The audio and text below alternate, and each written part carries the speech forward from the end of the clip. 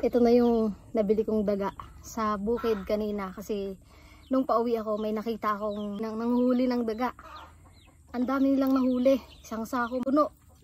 Tapos doon na rin nila nililinis. Natakam talaga ako kasi kumakain ako nito nung bata ako. Naranasan ko rin manghuli ng ganito sa bukid. Yung mga butas sa lupa, binubuhusan namin yun ng tubig. Tas lalabas naman yung mga daga. Pag lumabas na yung daga, aabangan namin. Abangan namin yun. Pag nakalabas na sila, habulin namin, papaluin namin hanggang mamatay yung daga. Sarap po.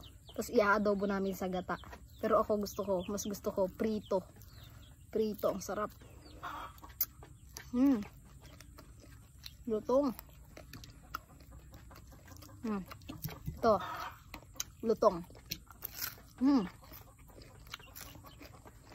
Daga yan. Hita ng daga. Pinakamasarap na parte. Sausawan ko patis na may sili.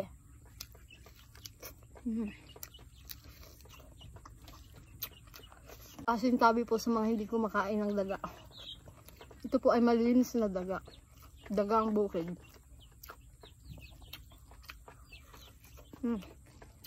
O baka may magsabi dyan, paano nakakasiguro na malinis to?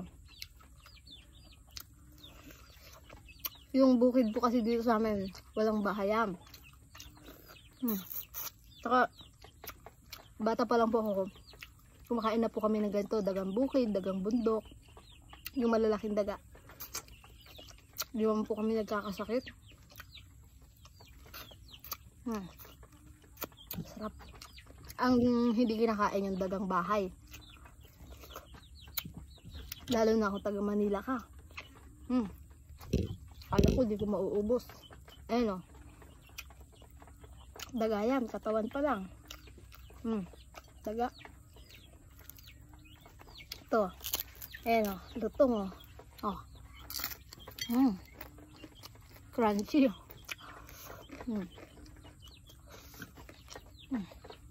Wow. Sarap. Ito yung hita, sarap.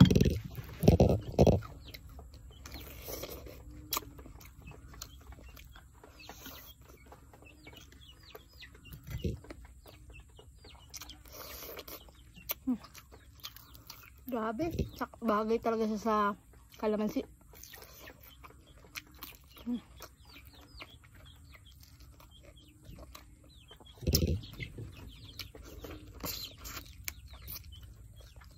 Mas malinis pa to sa aso. Yung iba kinakain aso. Ito, dagang bukid kasi ang kinakain nito, mga palay, damo, ganyan.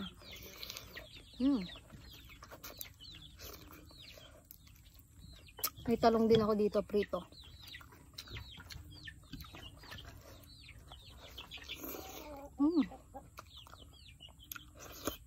Sarap ng talong.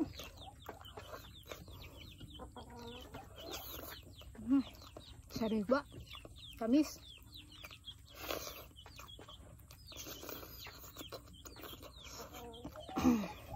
Sarap.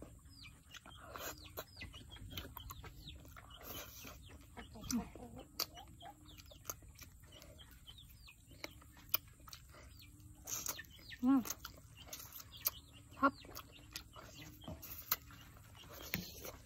Kuha akong suka.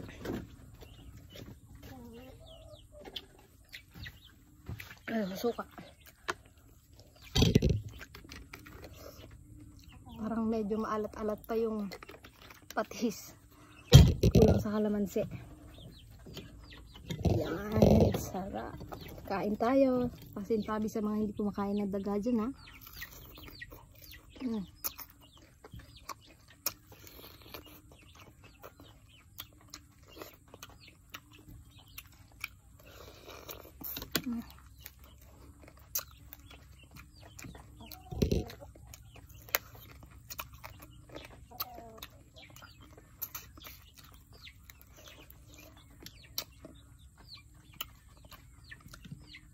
Salamat nga po pala sa mga supporters namin ni La Arnie. Sa mga naka-follow kay La Arnie, maraming salamat po. Good news po. monetize na po siya. Kaninang umaga lang po namin nakita sa loob ng 1 buwan na monetize po siya agad. Samantalang ako po noon 8 buwan bago ako na monetize.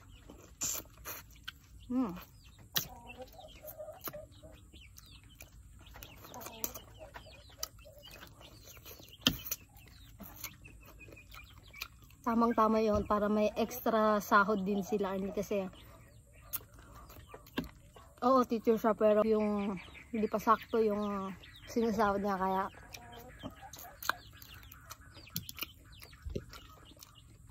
tama lang yun na ma-monetize siya dito sa Facebook para lahat ng pinupost niya ay kumita at sahurin niya.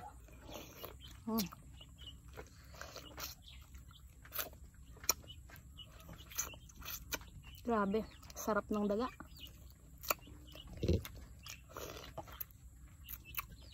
May isa pa pero busog na ako. Talong. Mukbang ng daga.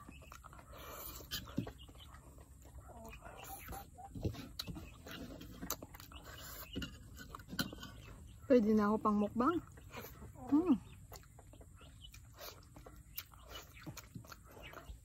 Sa mga nanghuli po nitong daga na to, kapag napanood nyo po tong video na to, sobrang thank you po kasi bibili talaga ako. Bibili talaga dapat ako. Kaso ayaw nilang tanggapin yung binayad ko. Kaya salamat po talaga. God bless po sa inyo. Kasi takam na takam talaga ako. Alam nyo, nakita ko na sila nung una, nilampasan ko na, layo ko na.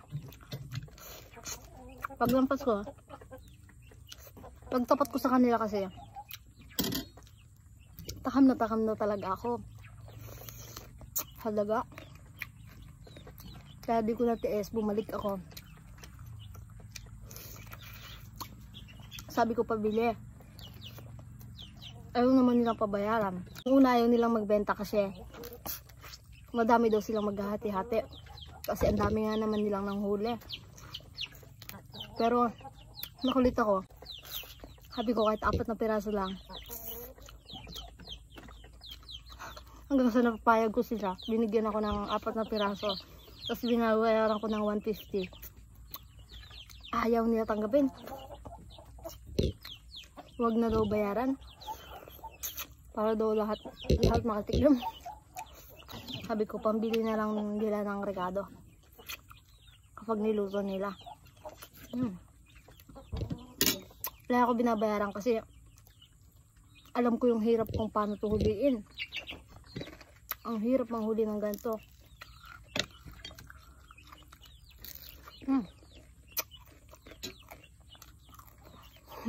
Ang liit.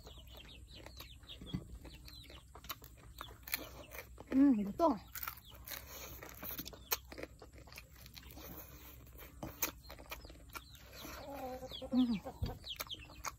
Okay na. Sarap.